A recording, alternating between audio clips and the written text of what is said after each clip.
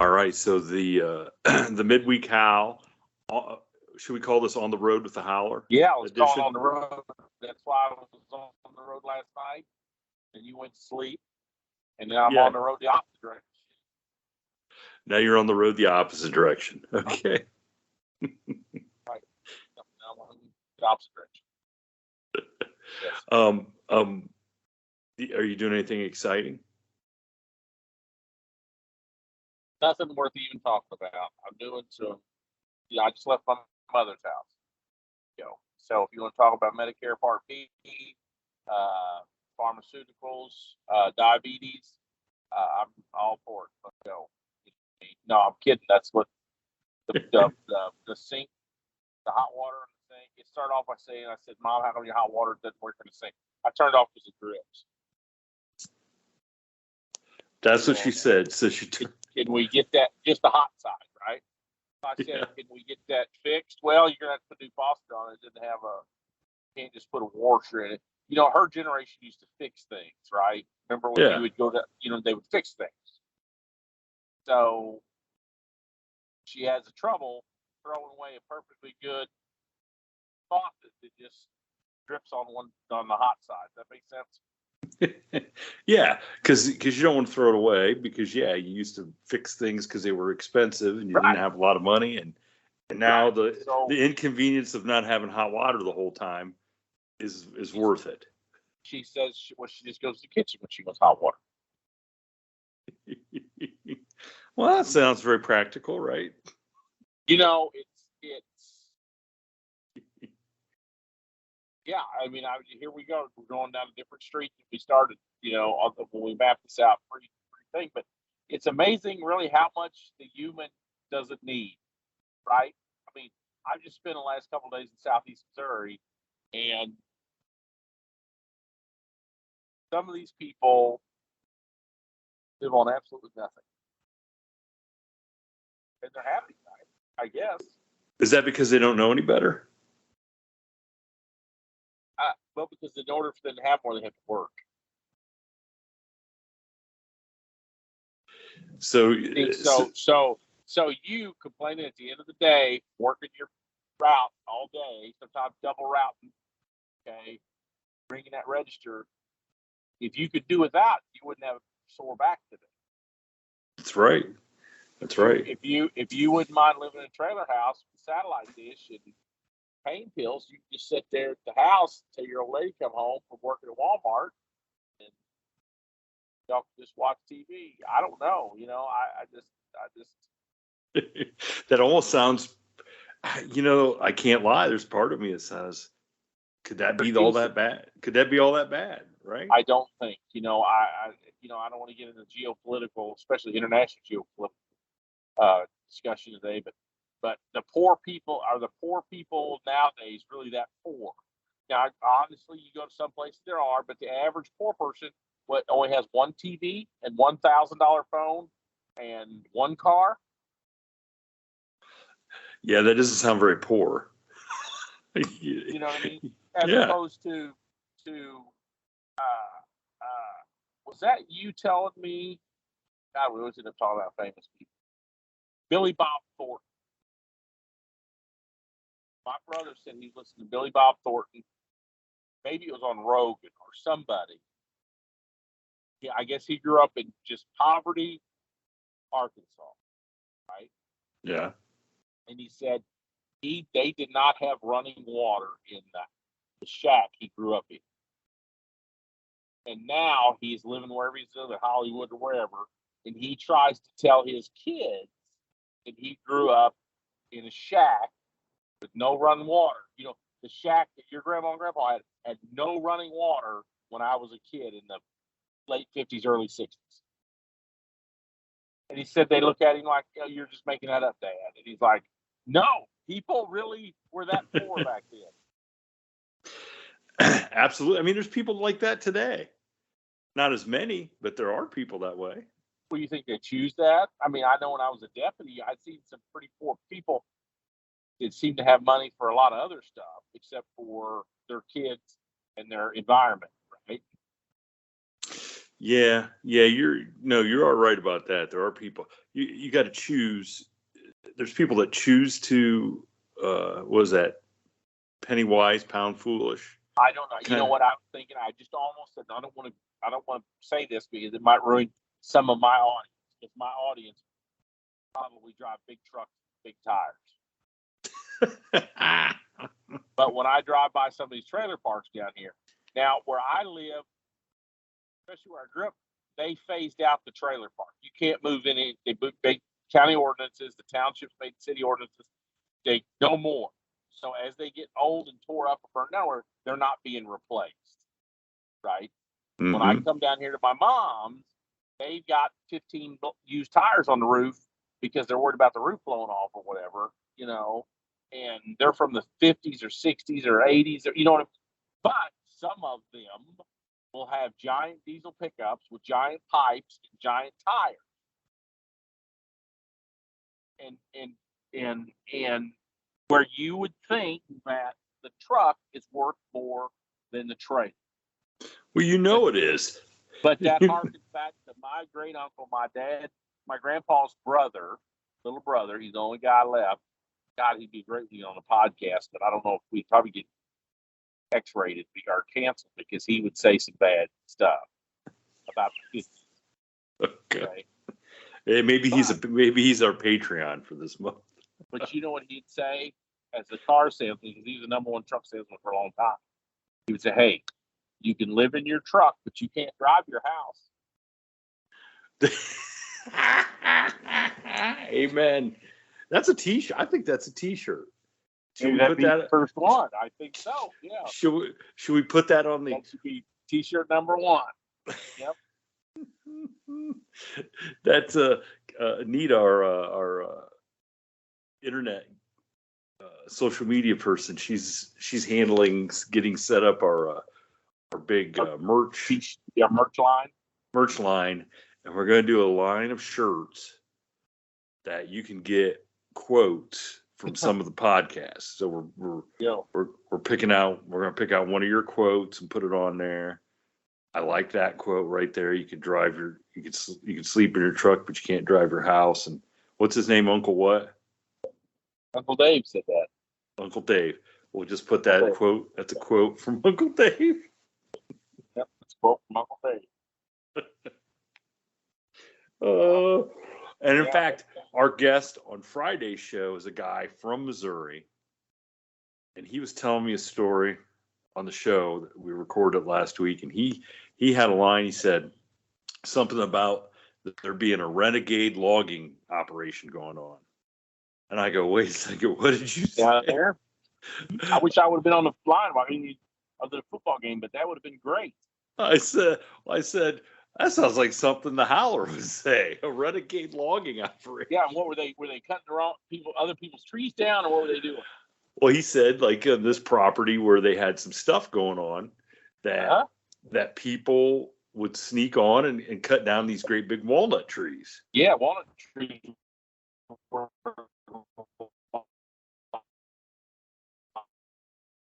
Oh wait, you're breaking up.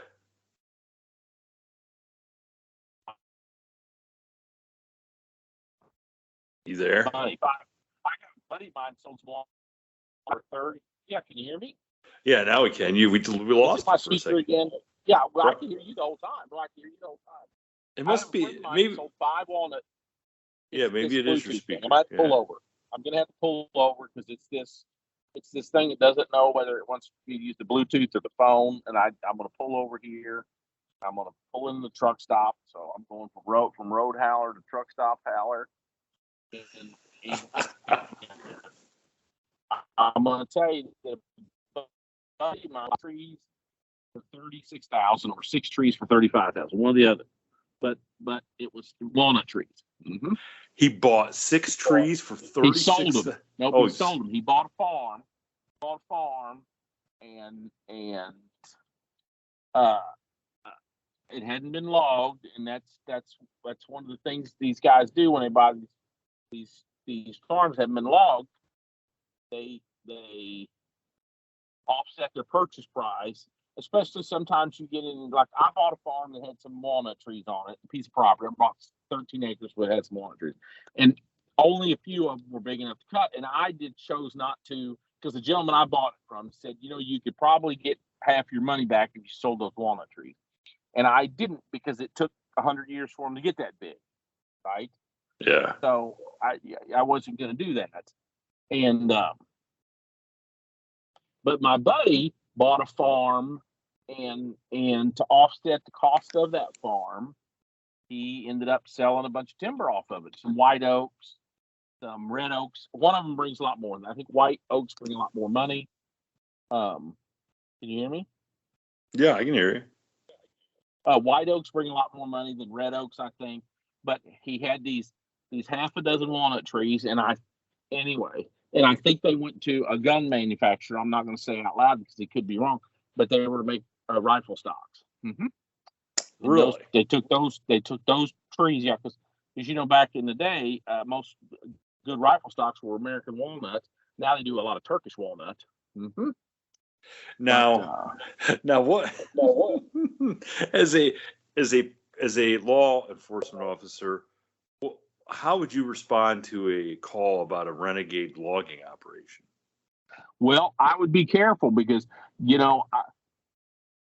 my family hails from down the logging area of South Central Missouri, and it's funny. I went to school with a trooper whose uncle had the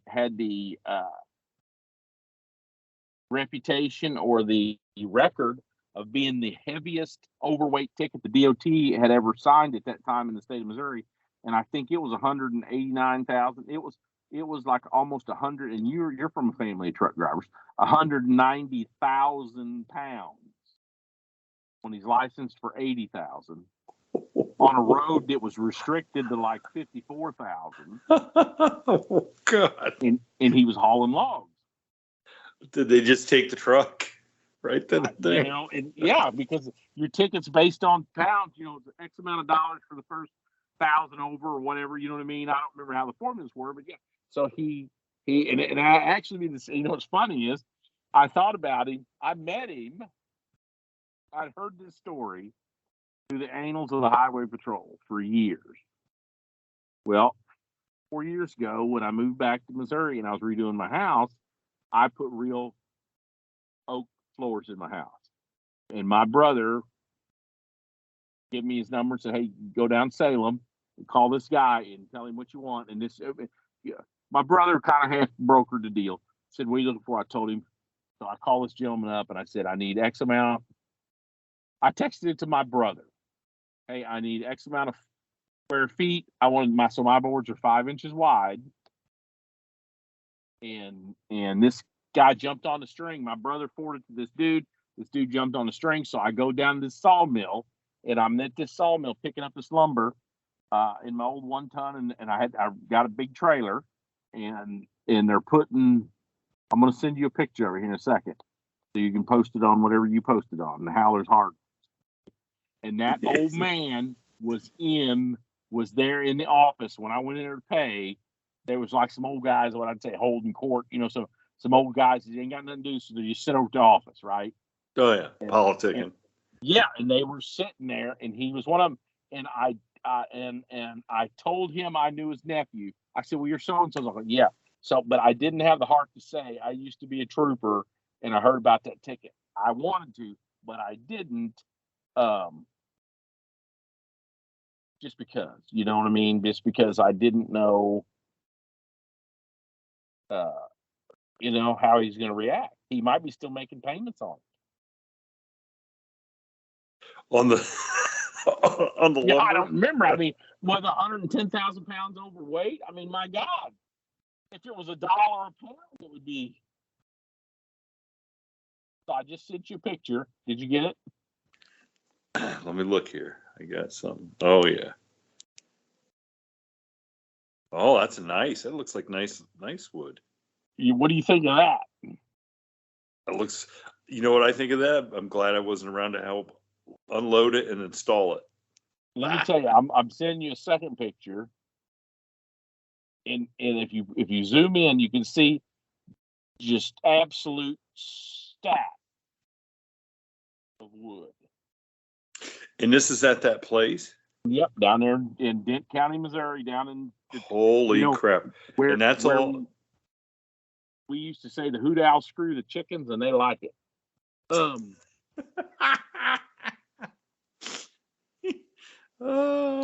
How does that work? I guess like anything. If that's all what's that song? If you don't love the one you're with, if you can't be the one you love, if you can't be with, right? It goes for hoot owls and Hoot chicken. owl or chicken. It don't matter. You might not. The hoot owls don't give out a 50 year. What is that? Silver anniversary? What's the 50? Is that gold or silver? I think it was gold. I think it was gold. Yeah. So you just did a 50 year. Yeah, so we just in order, because I remember my great grandma and grandpa they had a 25 anniversary plate, and then they had a 50 plate. Remember how they do it in like a hutch with fancy plates? You know what I'm talking about? Yeah, of course. And I used to think, God, that'd be crazy. You have to get married when you're 20, right? So then you get it when you're 70. I know. And Christy's mom and dad this weekend we celebrated their 50th anniversary, and it was kind of funny. It was kind of funny. We took them out to eat with her brother and sister-in-law, a real fancy restaurant in Mansfield. And first of all, why is it that the more you pay for food, the less you get? Like, we were so hungry. I mean, and this was a lot of money for dinner. And, the portions come out smaller for some reason, to the point where I felt like I was committed. I had to get dessert just so I didn't go to the pizza place around the corner and grab a slice of pizza. Well, what was the food that was so? I mean, what? Well, I got it. It's one of those places where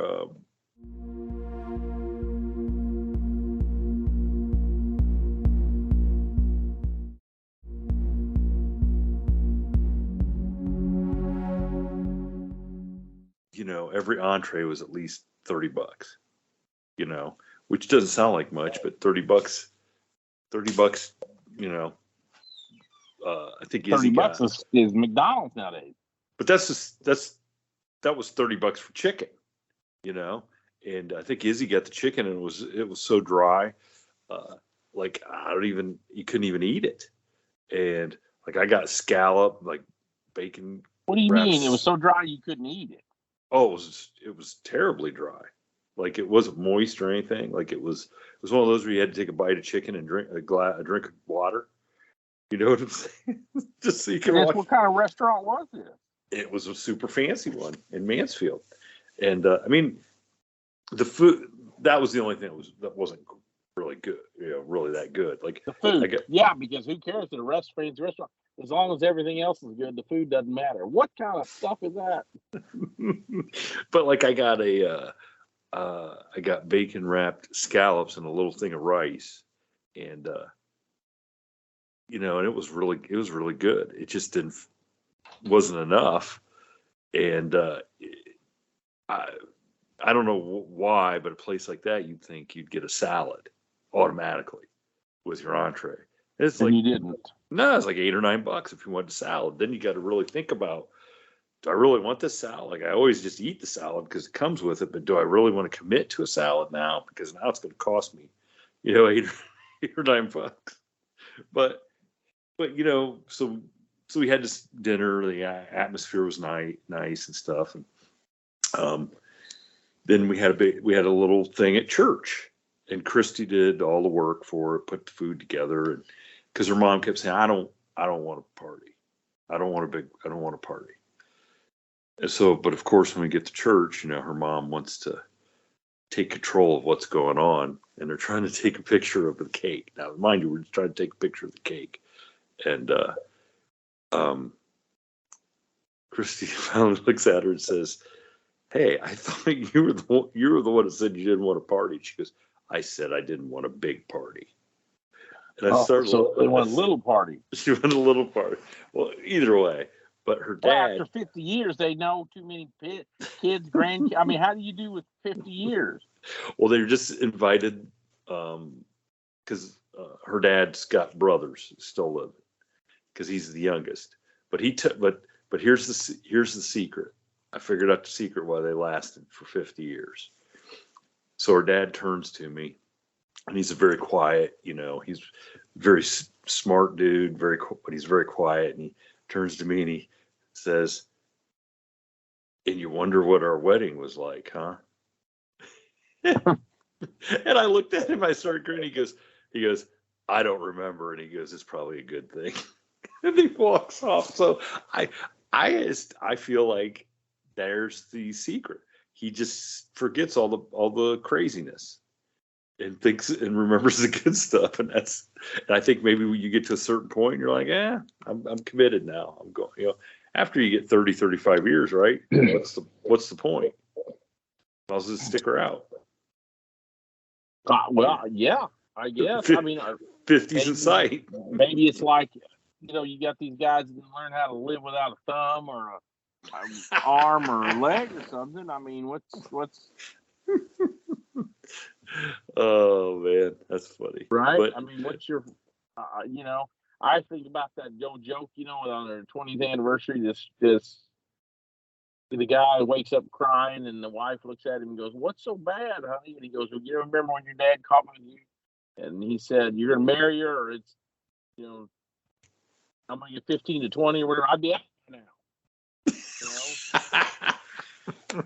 I'd have made parole today or whatever. However the joke goes. Today I'd be a free man. Right. So I don't know if that's the secret sauce. I don't know what.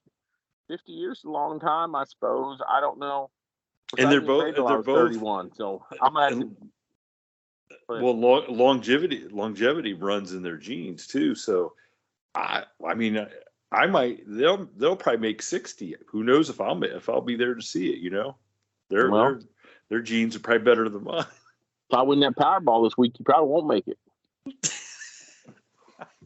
Can you believe that? Like, so imagine this collision of what's going on in the country. We're recording this as they're about ready to draw almost a $2 billion Powerball ticket, and we're having midterm elections the next day.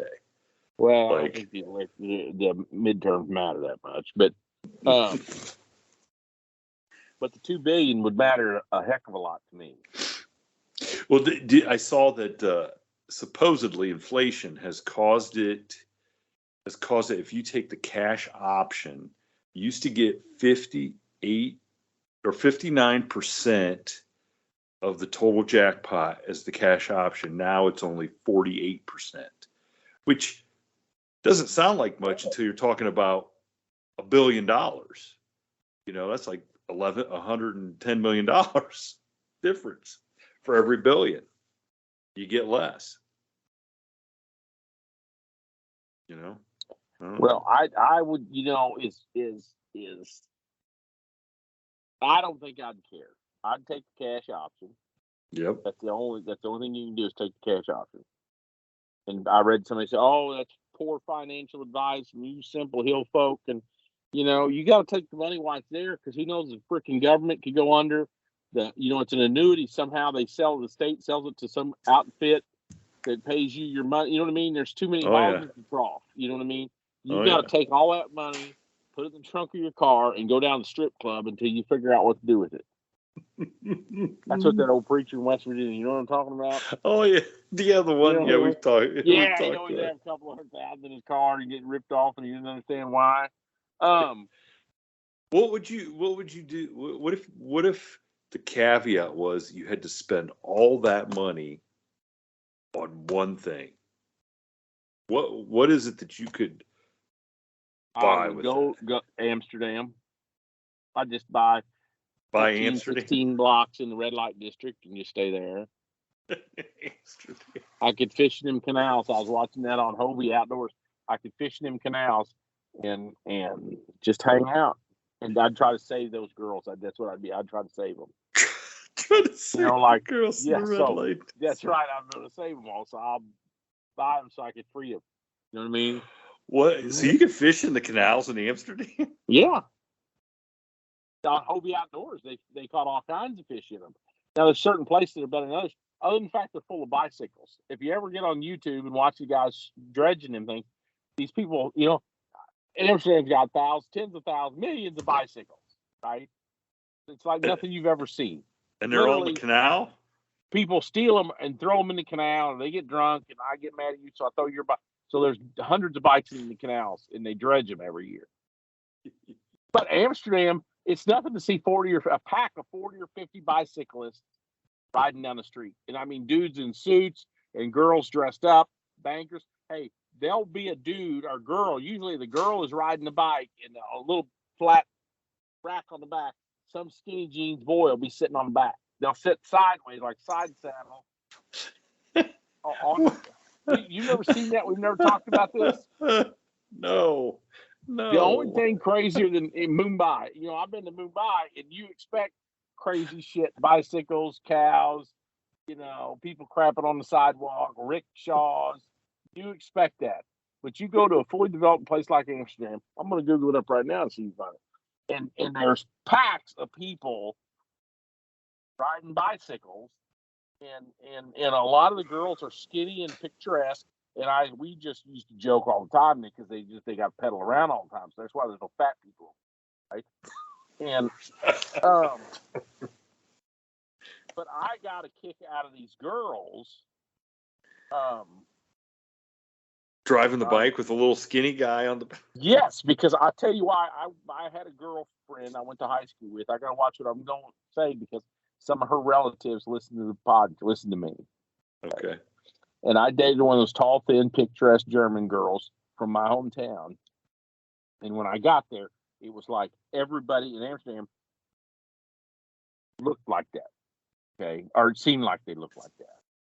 And the fact that not only they're riding a bicycle, but then they have these little boyfriends that are, just like, I'm going to say some bad, like tutti frutti boyfriends that can't even pedal their own bike, can't even pedal the girl. I thought you were getting ready to tell me that you wore skinny jeans for this girlfriend of yours. No, I didn't have to wear nothing for her. But we didn't have skinny jeans back then. Don't get me on that. So yeah, so if you Google up Amsterdam bicycle riding girls, you're gonna see these people riding freaking bikes, and they'll be in packs. They'll stop at a stoplight, and it's like everybody's seen Lance Armstrong in the Tour de France, right? Yeah. That's what it looks like in traffic in some places in Amsterdam when there's 150 people trying to beat a stoplight on bicycles in Amsterdam. I kid you not. Except Lance Armstrong isn't carrying around a guy in skinny jeans. No, he's got a couple IVs and a doctor. But anyway, yeah, I don't even, I'm not going to try to find one of them. Yeah, so it's one of the many wonders of the world I'd seen. So, thought I'm going to write bicycle tandem in this. I'm not sure I'm Googling that up, though. That combination of words could get wrong and go sideways real quick. Well, I don't, it just, yeah. So if I had to spend it on one thing, it's $1.5 billion. I don't think there's any ranches out there big enough. So I just have to just buy Amsterdam, or shit, I might be able to buy Mumbai for that kind of money. I don't know. I damn sure wouldn't mess around with Twitter like old Elon. I'd do something fun. Yeah. That just sounds like that's going to be more trouble for him than it's worth. Yeah, I don't know. I try not to think about it. I'm really, every week every day I say I'm going to narrow my input, right? I'm going to throttle back the stuff I allow in my space. You know what I mean? And it every once in a while some shit gets in, and it takes up too much of my bandwidth. Some of these idiots out there in this world. What we really need is I'm not even going to say it, but World War I. We really need a conventional ground-based war on a large scale to, I've just seen where there's how many millions of people. Thin the herd a little bit. Yeah, so the world population has tripled since 1950. I also saw, though, that the entire world's population could fit in Texas. Did you ever see that? The entire world's population If they just standing there and laying there, just standing there side by side, could all fit in Texas. I really think about a third of them, and I don't know how to decide which third gets it, should be in the ocean for the fish. Take their clothes off so we don't pollute the ocean anymore. Put them in there for the fish and really help these two things happen. It'll reduce the amount of people eating those fish. It'll allow those fisheries to gain traction and get bigger. And it's just a win-win. Too bad it didn't happen before tomorrow, Election Day. Oh, here. God. Okay. Mm-hmm. Because we don't think about it as a society. We do not.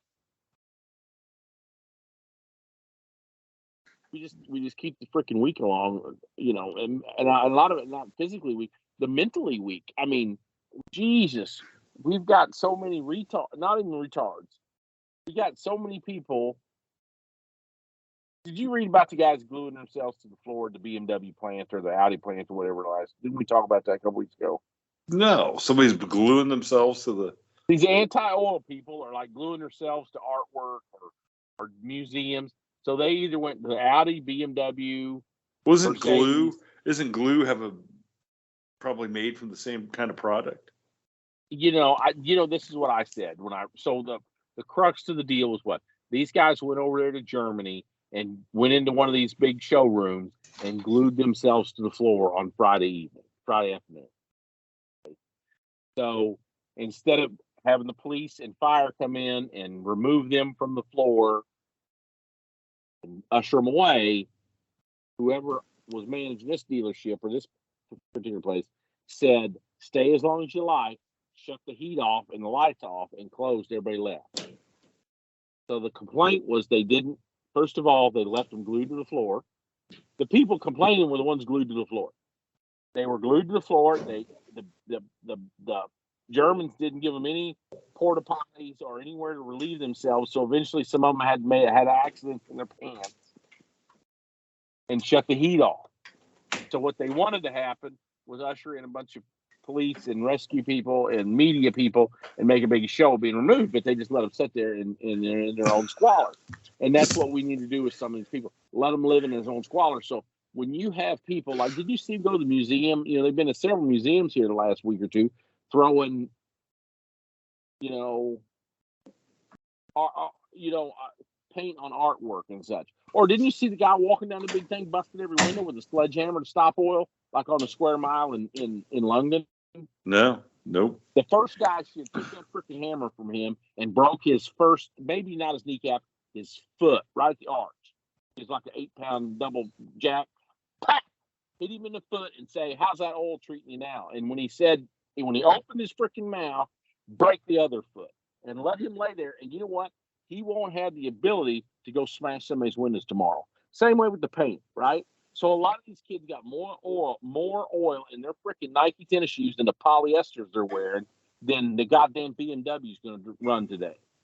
But they're too stupid to know that because they've been brainwashed by this world that has allowed them to procreate and exist. So how do you really feel?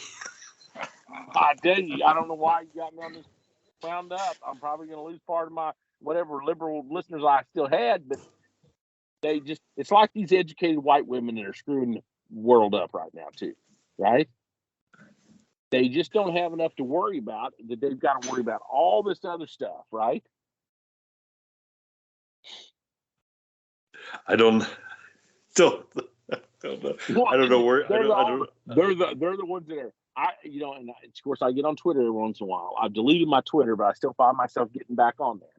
Okay, they've got white guilt. They're mad because they were raised with an education and they have all these. I don't want to say survivor guilt, but they have this success guilt, right? Haven't you read any of these people nut jobs? No, see. There's the real problem is because you're too freaking busy working. So if these people had jobs, there's a real problem. Themselves to the floor, they wouldn't be on Twitter. That's why we got to bring factories back. If they were stamping license plates down to Pontiac plant in Michigan, they wouldn't be on Twitter every day. They would stamp plates until they were so tired The only thing they can do is go to the bar. That's what built America. Thank you for tuning in to this week's episode of the From the Shadows podcast. Until next time, never shy away from the darkness or what may be lurking in the shadows. We are out.